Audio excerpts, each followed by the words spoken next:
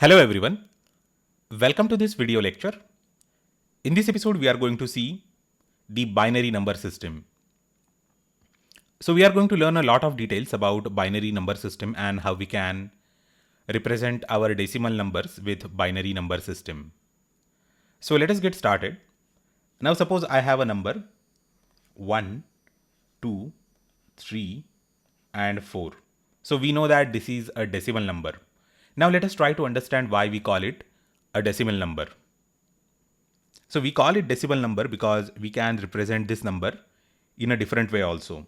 So the first way is 1000 plus 200 plus 30 plus 4. So this is one way to represent this number using addition of its components. Now we can again represent it another way. So we can say 1 multiplied by 1000 plus 2 multiplied by 100 plus 3 multiplied by 10 plus 4 multiplied by 1. So this is another way of representing this number. So let me highlight all these ways that we are using, and we are going to use the blue color for representation. Now there is another way yet to represent this number, and that is 1 multiplied by 10 raised to 3 plus 2 multiplied by 10 raised to 2 plus 3 multiplied by 10 raised to 1 plus 4 multiplied by 10 raised to 0. So anything raised to 0 is always equal to 1. So let us highlight this method also. So this is how we compute the actual value of our decimal numbers. Now if you notice that we are actually using the power of 10 for computing the positional value of every number here. Since it is 10, and in Greek 10 means deci, I think. Okay, deca or deci, it means actually always 10. That is why we call it as a decimal number system, because here the base is 10. We use 10 to compute the positional value of every digit in our decimal number system. So it is called as decimal number system.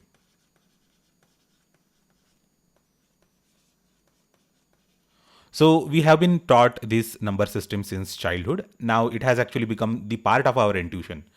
So while going to the grocery shop or going to the mall and taking our salaries, giving the salaries to our household helps, we always use decimal number system. For almost every transaction we use decimal number system, because it has actually become kind of common standard across the human cultures.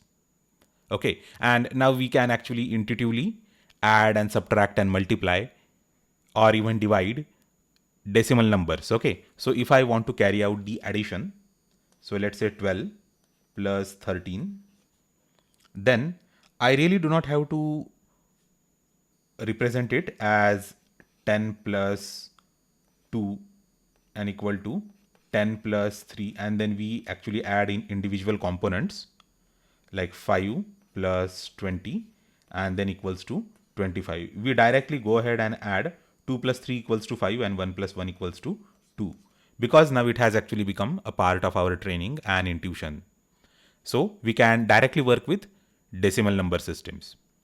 But one of the major drawbacks is that it has actually got 10 constituent digits to represent the basic numbers. Okay, so those 10 constituent digits are 0, 1, 2, 3, 4, 5, 6, 7, 8 and 9. So these are the 10 constituent digits of this binary number system, and we can create any number or we can represent any value that can be represented with this. And if we add a dot to it, we can even represent the floating point numbers or fraction numbers. So these are the constituent components. Now we have actually the computer systems, okay? Computers, digital computers, or we will just say computers for now. So what is a computer? Basically, computer accepts your raw data and then it processes it, and we have refined data, or we have useful information. Useful, I will just say stuff. Now it could be anything, right? That process could be anything. So suppose I have a computer or I have a machine and I am feeding something to it, let's say 100 and plus and 3. So I'm feeding this to this machine. Now we can compute it ourselves. It is not a big computation, or it is not like very difficult computation. We can compute ourselves this, but consider that this is a very big number that is kind of difficult for us to compute. So we have created a machine that is computing this and giving us the output. Say 1003 is the addition. I hope that this is correct. Okay. So it could be anything. It could be a mechanical computer. It could be a mechanical, or it could be an electronic one. Now there are two types of electronic computers. One is analog and other one is digital. So our modern computers and calculators are digital computers and calculators, and analog computers and calculators are something that we used to use a long time ago. And even before that, there were mechanical calculators. You can actually go and check on Google that there were mechanical calculators.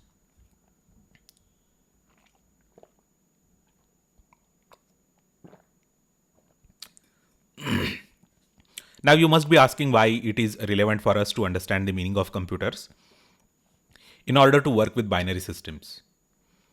So it is important for us because, as I have already told you, we have 10 components: 1, 2, 3, 0, 4, 5, 6, 7, 8, and 9. Now we have to design the model of our computer if we want to represent all these numbers in such a way that there are 10 levels of logic. Okay, 10 different levels of logic. So 1, 2, 3, 4 and 5. 1, 2, 3, 4, 5. And 1, 2, 3, 4, 5. So 0, 1, 2, 3, 4, 5, 6, 7, 8, and 9. So there have to be 10 different levels of logic in order to carry out any sort of computation. And that is actually kind of very difficult because we are either using mechanical computers or electronic computers. And only if we use analog electronic computers, then we can actually represent 10 different levels of logics using that analog signals, right? We know that analog signals are like this. Okay. So we can set like this level of signal as, let's say, 9, and we can designate this as 6. But again, this is actually very difficult to handle and store the data and do computations and all. It actually adds a lot of complexity on our computers, and not to say anything about mechanical computers, because it will be a very, very tedious process to represent everything like that. So now people or scientists or mathematicians, they have come up with another sort of numbering system where we have to work only with 2 levels of logic, and that is known as binary. So we know that the meaning of binary means 2. So I guess it is the Greek stuff, binary, right? So let me write it down. Binary. So it means that 2. So there are only 2 levels of logic. So now if you again switch to the world of electronics and computers, the signals will probably look something like this because there are only 2 levels of logic. Suppose this is our timeline.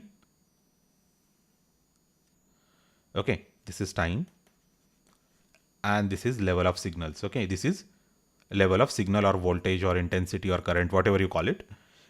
There are only 2 levels. So the signals might actually look something like this. Okay, so this is one signal and this is another signal and let us say these are three signals clubbed together, and these are also three signals clubbed together, and this is a single signal. So we have 1 1 1, then we have 0 1 1 1 0 1, and again we have like 0 clubbed together, right? 1 2 zeros clubbed together, and we have 0 0. Okay, so the high voltage will represent 1 irrespective of the value of this voltage. Okay, it could be 5 volt, or usually it could also be 3.3 volt. So these are actually kind of voltage levels we usually use in the digital devices to represent 1. Okay, so suppose if you have any digital microcontroller like Arduino or a Raspberry Pi, then we can use 3.3 as well as 5 volts to represent these signals. Okay, and so the high signal is 1 and low signal or low voltage is 0. Okay, it is always at 0 volt.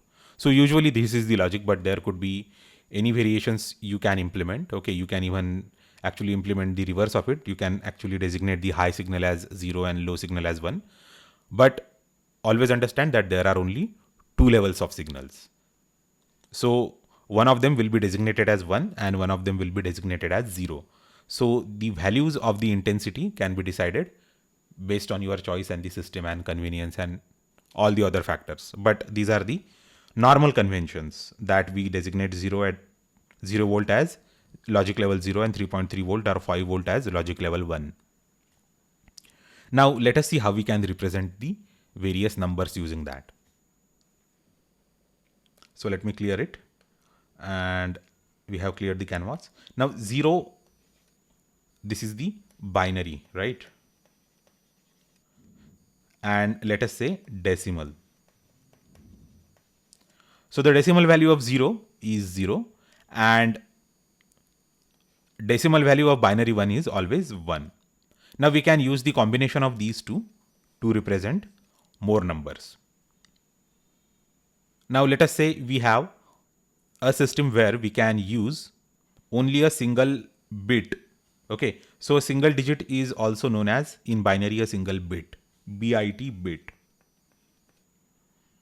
not bite byte. So that means like biting someone. So it is like only a bit. Now you have a system where you can only have a memory that can store a single bit, or you have actually memory that can represent a number only as single bit. So in that case, we can have a memory location where it could be either 0 or 1. Okay, 0 or 1. So we have actually only two numbers where it is 0 or 1. Now, if we have a memory that can represent 2 bits as a number, so both those 2 bits can be either 0 or 1 or 0 or 1.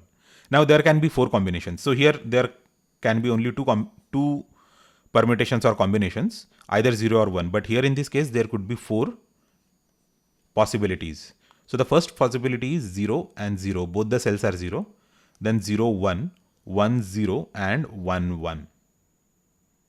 Okay. Now these all 4 are binary numbers and their values are 0, 1, 2 and 3. Now let me tell you how we can compute the value of a binary number.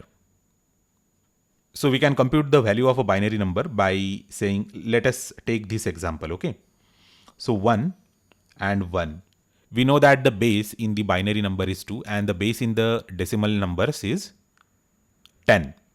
So just as we have carried out the computation in the decimal number system by using 10 as a base, here we can compute the computations or compute the final value by using 2 as the base or the powers of 2, and we can compute it. Okay, so 1 multiplied by 2 raised to 0 plus 1 multiplied by 2 raised to 1. Okay, so this is the final value. Now let us compute it. Let us anything raised to 0 is 1 multiplied by 1 and 2 raised to 1 is 2 multiplied by 1. Now let us compute the value of this. So 2 plus 1, and we are computing this everything in the decimal, equals to 3. So here we have 3 equals to 3. So this is how we can compute the value of any binary sequence. So suppose you have a sequence, a bit complex sequence. Let us say 1 1 1 0 0. Okay, now I want to compute the value, final value in the decimal. It is very easy.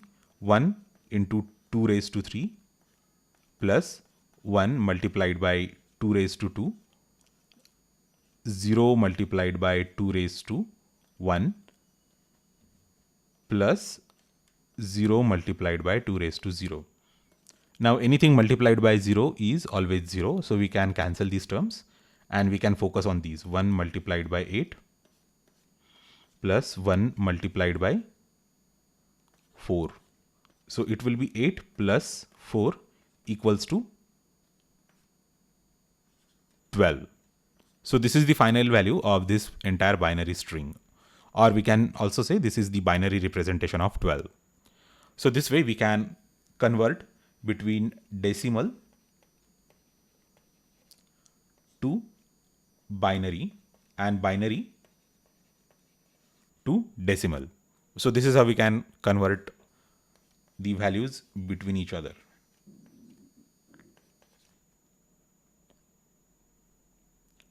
Or I can even say binary 1100 equals to decimal 12. So this is how we can represent any number as a binary number. And as I have told you, we can even represent it as signals. So how I can draw a diagram for signal, considering 0 volt as 0 and some high level of voltage or 5 volt as 1. And suppose these are the units of times.